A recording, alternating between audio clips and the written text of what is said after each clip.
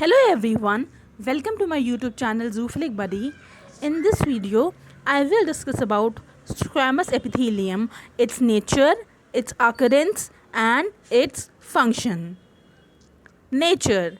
It is made up of thin, flat, irregular shaped cells which fit together like floor tiles to form a compact tissue.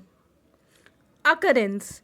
It forms the delicate lining of cavities, mouth, esophagus, nose, pericardium, alveoli, etc., and of blood vessels and covering of the tongue and skin.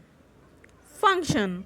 It protects the underlying parts of body from mechanical injury, entry of germs, chemicals and drying.